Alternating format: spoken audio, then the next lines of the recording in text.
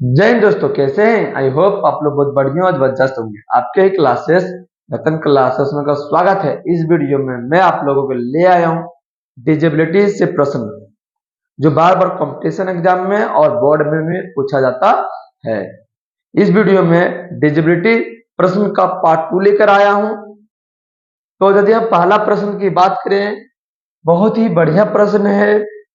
If 5x 6 is exactly divisible by 3, then the least value of x का न्यूनतम मान निकालना है।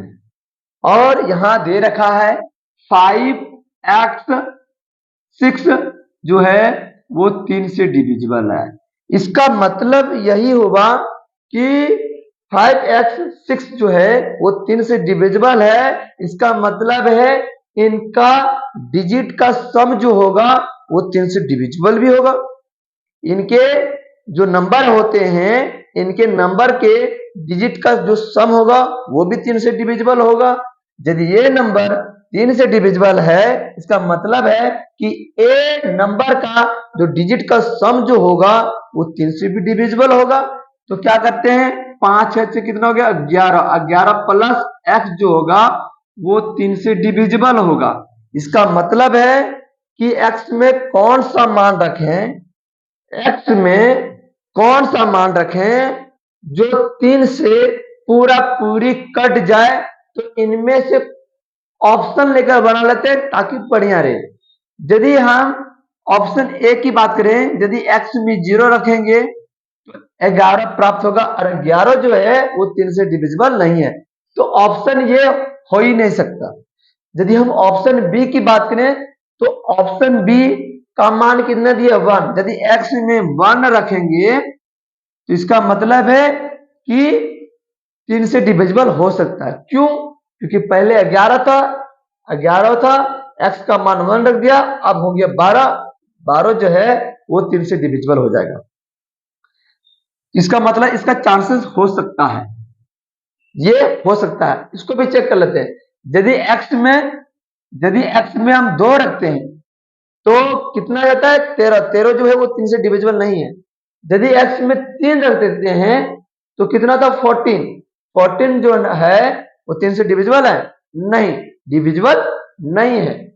तो इसका मतलब है जो ऑप्शन जो होगा आपका, जो राइट ऑप्शन होगा वो ऑप्शन बी जो होगा वो करेक्ट होगा। क्या होगा? करेक्ट होगा। अब हम चलते हैं दूसरा प्रश्न की ओर। बिल्कुल वही प्रश्न है लेकिन थोड़ा पैटर्न चेंज कर दिया है। If 64y8 is exactly divisible by 3, then the least value of y is, इनमें से कौन सा ऑप्शन जो होगा वो y का न्यूनतम मान होगा। तो हम चेक करेंगे। तो यहां पर दे रखा है 64y8 जो है वो 3 से डिविजिबल है। इसका मतलब है कि ये नंबर का डिजिट का सम ही 3 से डिविजिबल होगा। तो इन संख्या के डिजिट का सम कर देते हैं। 8 कितना हो गया 12, 12 6 18, 18 प्लस y जो होगा वो 3 से डिविजिबल होगा। इसका मतलब है कि इनमें से कौन सा मान यहां पर हो सकता है, चेक करते हैं। तो यदि हम ऑप्शन ए की बात करें तो ऑप्शन ए क्या 0। यदि y में 0 पुट करेंगे तो क्या होगा 3 से डिविजिबल होगा। यदि y में 1 पुट करते हैं तो 3 से डिविजिबल नहीं होगा। यदि y में हम 2 पुट करते हैं तो 3 से डिविजिबल नहीं होगा। और यदि हम y में 3 पुट करते हैं तो 18 तक कितना हो गया 21, 21 जो है वो 3 से डिविजिबल हो सकता है। इसका मतलब ये भी हो सकता है और ये भी हो रहा है। तो कहने का मतलब है इनमें सबसे न्यूनतम मान कौन हो सकता है, यानी सबसे कम मान कौन हो सकता है। तो ऑप्शन ए जो होगा वो आपका राइट आंसर होगा। एक्चुअली यहाँ y का मान 0 रखते हैं तब पर भी ये 3 से डिविजिबल हो जाता है, और यदि हम y का मान 3 भी रखते हैं तब पर भी ये 3 से डिविजिबल हो जाता है। लेकिन यहाँ न्यूनतम मान पूछा है y का, इसलिए हम ऑप्शन ए लेंगे। ये आप लोगों का आंसर आ गया। अब हम आते हैं क्वेश्चन नंबर 3। क्वेश्चन नंबर 3 में क्या बोल रहा है, if 7x8 is exactly divisible by 9 then the least value of x is। इनमें से कौन सा ऑप्शन जो होगा वो हो सकता है, तो हम चेक करते हैं। 7x8 जो है वो 9 से डिविजिबल है। इसका मतलब है कि ये जो नंबर है वो 9 से डिविजिबल है। इनका मतलब हुआ कि ये नंबर का डिजिट का सम भी क्या होगा, 9 से डिविजिबल होगा। यदि ये नंबर 9 से डिविजिबल है, इसका मतलब है कि इस नंबर का प्रत्येक डिजिट का सम जो होगा, यानी ये नंबर का जो सम होगा, यानी ये नंबर के जो प्रत्येक डिजिट का जो सम होगा वो 9 से डिविजिबल होना चाहिए। तो 8 15 15 प्लस एक्स जो होगा वो 9 से डिविजिबल होगा। इसका मतलब है कि यदि हम ऑप्शन ए को देखें तो यदि एक्स में हम 0 बैठाते हैं तो 9 से डिविजिबल नहीं होगा। यदि एक्स में हम 2 बैठाते हैं तो 9 से डिविजिबल नहीं होगा। यदि एक्स में 3 बैठाते हैं इसका मतलब है कि 9 से डिविजिबल होगा। यदि x में 5 बैठाते हैं इसका मतलब है कि 9 से डिविजिबल नहीं होगा। तो इनमें से कौन सा ऑप्शन राइट है, ऑप्शन सी जो है वो राइट है। ऑप्शन सी जो होगा वो राइट होगा और ये आपका x का लिस्ट वैल्यू निकल आया। अब हम चलते हैं चौथा प्रश्न की ओर। If 37y4 is exactly divisible by 9 then the least value of y is। तो इनमें से कौन सा ऑप्शन जो होगा वो सही होगा, यानी y में कौन सा मान भराएगा जो 9 से पूरा पूरी कट जाए और y का न्यूनतम मान हो। और क्या पूछ रहा है, y का न्यूनतम मान हो। तो यहां पर हमने देखा कि ये जो नंबर है 37y4 जो है वो 9 से डिविजिबल है। इसका मतलब है कि ये नंबर का जो डिजिट का सम होगा वो 9 से डिविजिबल होगा। ये नंबर का डिजिट का सम जो होगा वो 9 से डिविजिबल है। क्यों है, क्योंकि बोल रखा है ये नंबर जो है वो 9 से डिविजिबल है। इसका मतलब है इस नंबर के डिजिट का सम ही 9 से डिविजिबल होगा। तो 3 और 7 10, 10 और 4 14, 14 प्लस y जो है वो 9 से डिविजिबल है। इसका मतलब है y में क्या मान रखूं जो 9 से डिविजिबल हो सकता है। तो यदि y में हम 2 रखते हैं तो 9 से डिविजिबल नहीं है। यदि y में 3 रखते हैं तो 9 से डिविजिबल नहीं है। यदि y में 1 रखते हैं तो 9 से डिविजिबल नहीं है। यदि हम y में 4 रखते हैं तो 9 से डिविजिबल है। तो इनमें से कौन सा ऑप्शन सही होगा, ऑप्शन डी जो होगा वो करेक्ट होगा। मैं फिर से रिपीट कर रहा हूं, यदि कोई नंबर 9 से डिविजिबल है तो उस नंबर का जो सम होगा वो भी 9 से डिविजिबल होगा। अब हम चलते हैं पांचवा प्रश्न की ओर, जो कि बहुत ही बढ़िया प्रश्न है। If 4xy7 is exactly divisible by 3 then the least value of x plus y। यानी x प्लस y का जो न्यूनतम मान क्या हो सकता है इस ऑप्शन में, हम चेक करते हैं।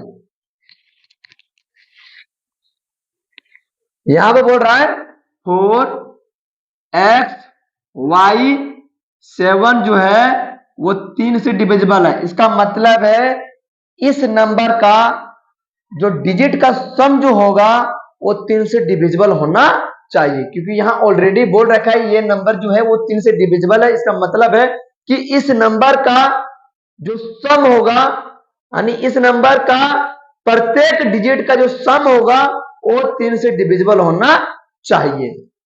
तो 4 और 7 कितना हो गया 11, 11 प्लस एक्स प्लस वाई जो होगा वो 3 से डिविजिबल होगा।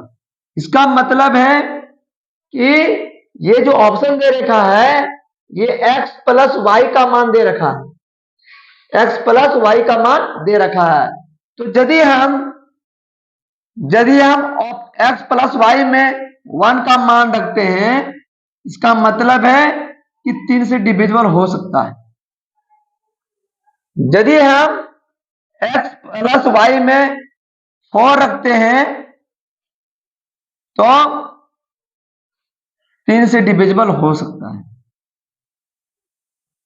यदि x प्लस वाई में 5 रखते हैं तो 3 से डिविजिबल नहीं हो सकता। यदि हम x प्लस वाई में 7 मान लेते हैं तो 3 से डिविजिबल हो सकता है। तो इनमें बोल रहा है न्यूनतम मान क्या हो सकता है, इनमें आपका न्यूनतम मान क्या हो सकता है।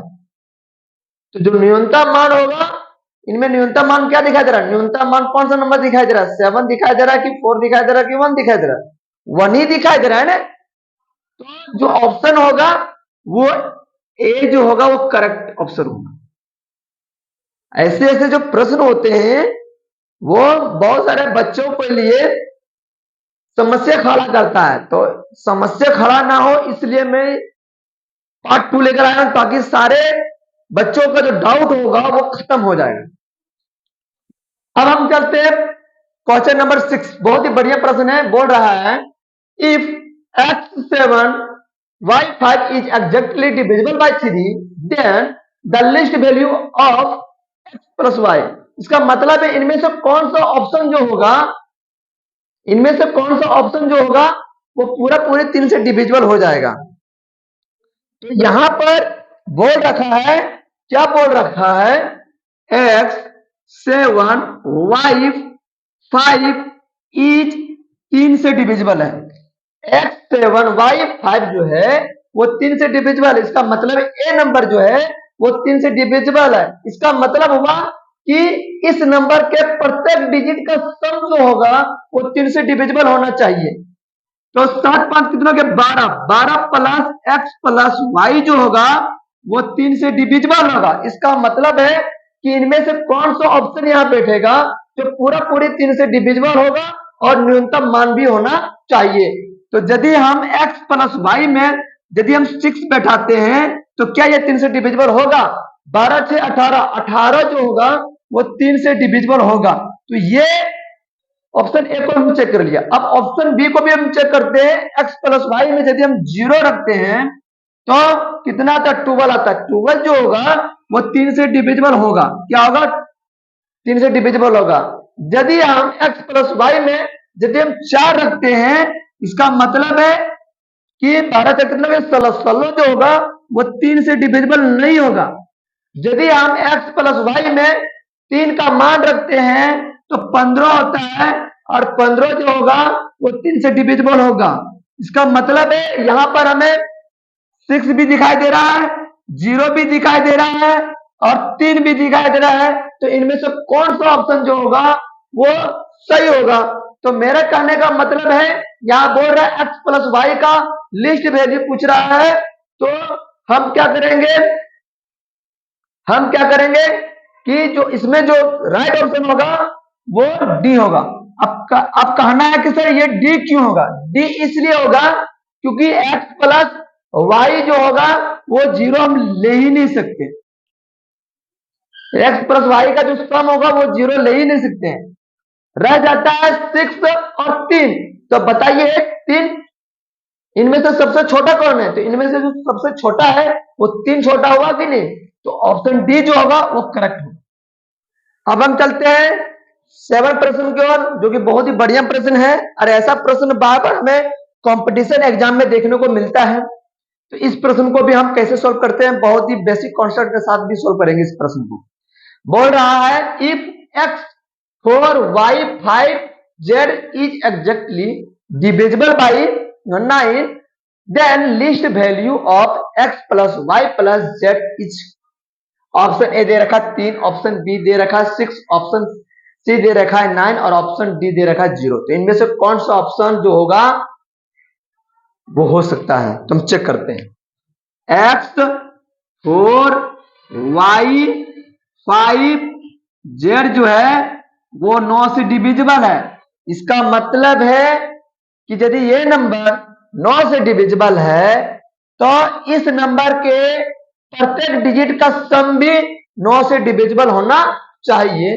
तो 4 और 5 कितना हो गया 9 plus x plus Y plus z जो होना चाहिए वो 9 से डिविजिबल होना चाहिए। इनमें से हम ऑप्शन को देखकर चेक करते हैं। यदि हम ऑप्शन ए की बात करें, ऑप्शन ए कितना दे रखा है 3 दे रखा है, तो 9 और 3 कितना हो गया 12 हो गया। 12 है वो 9 से डिविजिबल हो सकता है? नहीं हो सकता। तो ऑप्शन ए जो होगा वो नहीं होगा। अब ऑप्शन बी की बात करें, एक्स प्लस वाई जेड में हम 6 रखेंगे तो 9 6 15, 15 जो है वो 9 से डिविजिबल नहीं है। अब हम ऑप्शन सी को भी चेक कर लेते हैं। X plus Y plus z में हम 9 रखते हैं तो 9 9 कितना हो गया 18। 18 जो है वो 9 से डिविजिबल है, 9 से डिविजिबल है। अब हम ऑप्शन डी की बात करें, यदि हम ऑप्शन डी को हम चेक करते हैं, x plus Y plus z में हम यदि 0 रखते हैं तो 9 आता है। 9 जो है वो 9 से डिविजिबल है। तो यहां पर हमें 2 ऑप्शन दिखाई दे रहा है। ऑप्शन क्या दिखाई दे रहा है 9 भी दिखाई दे रहा है, यानी ऑप्शन सी दिखाई दे रहा है, ऑप्शन डी दिखाई दे रहा है। लेकिन x plus Y plus z कभी भी हम 0 नहीं लिख सकते हैं, क्योंकि इनका सम जो होगा वो 0 से बड़ा होगा। तो 0 तो होगा नहीं। जो ऑप्शन जो सही होगा वो ऑप्शन सी जो होगा वो करेक्ट होगा। क्या होगा करेक्ट होगा। अब हम चलते हैं प्रश्न 8। बहुत ही बढ़िया प्रश्न है। If 1a 2b 5 is exactly divisible by 9 then the least value of a plus b is। तो इनमें से कौन सा ऑप्शन जो होगा वो सही होगा, चलते हम लोग चेक करते हैं। यहां बोल रखा है 1a 2b 5 जो है वो 9 से डिविजिबल है। इसका मतलब है कि इस नंबर के प्रत्येक डिजिट का सम जो होगा वो 9 से डिविजिबल होगा। तो इस नंबर के प्रत्येक डिजिट को हम जोड़ते हैं तो 5 और 2 कितने के 7, 7 और 1 8, 8 प्लस ए प्लस बी जो होगा वो 9 से डिविजिबल होगा। इसका मतलब है यदि हम ऑप्शन ए में हम 0 रख देते हैं, यानी ऑप्शन ए का मान 0 रख देते हैं तो 9 से डिविजिबल नहीं हो पाएगा। यदि हम ऑप्शन बी का मान 1 रख देते हैं, यदि हम ऑप्शन बी का मान 1 रख देते हैं तो 9 से डिविजिबल हो जाएगा। यदि हम ऑप्शन सी का मान 2 रख देते हैं तो 9 से डिविजिबल नहीं होगा। यदि ऑप्शन डी का मान 10 रख देते हैं तो 9 से डिविजिबल हो जाएगा। तो यहां पर हमें बी का ऑप्शन दिखाई दे रहा है और टी का ऑप्शन दिखाई दे रहा है। तो ए और बी का न्यूनतम मान लिखना है। क्या लिखना है न्यूनतम मान लिखना है। तो इनमें से न्यूनतम मान कौन सा हो सकता है, तो इसमें से न्यूनतम मान कौन सा हो सकता है, ऑप्शन जो बी होगा वो करेक्ट होगा। क्या होगा करेक्ट, क्योंकि 1 भी यहां दिखाई दे रहा है और 10 भी दिखाई दे रहा है। तो 1 और 10 में सबसे न्यूनतम मान किसका होगा 1 ही न्यूनतम मान होगा। अब हम इस वीडियो का अंतिम प्रश्न देखते हैं और वो अंतिम प्रश्न क्या है, प्रश्न 9 है। बोल रहा है if the 4 digit number x27y is exactly divisible by 9 then the least value of x plus y।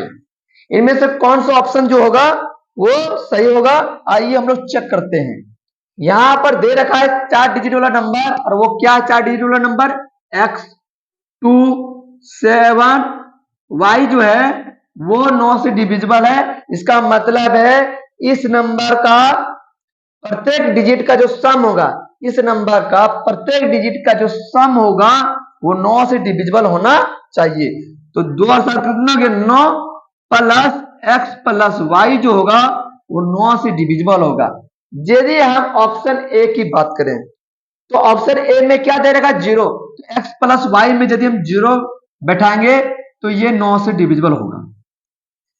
यदि x प्लस वाई में ऑप्शन बी का मान बैठाएंगे 3 तो 9 से डिविजिबल नहीं होगा। यदि ऑप्शन सी का मान 6 बैठाएंगे तो 9 से डिविजिबल नहीं होगा।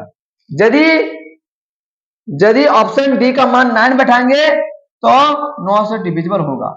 अब इनमें दो ऑप्शन दिखाई दे रहा है, एक दिखाई दे रहा है ऑप्शन ए दिखाई दे रहा है और ऑप्शन डी दिखाई दे रहा है। इनमें से कौन सा ऑप्शन जो होगा सही होगा? तो एक्चुअली ये तो हो ही नहीं सकता। क्यों नहीं होगा? कारण है, इनका एक रीजन है, क्योंकि क्योंकि न्यूनतम मान तो 0 आना चाहिए, फिर 9 क्यों आ रहा है? क्योंकि x प्लस वाई का सम जो होगा वो 0 से बड़ा होगा। क्या होगा? 0 से बड़ा। तो 0 तो होगा नहीं, क्या होगा आंसर आपका?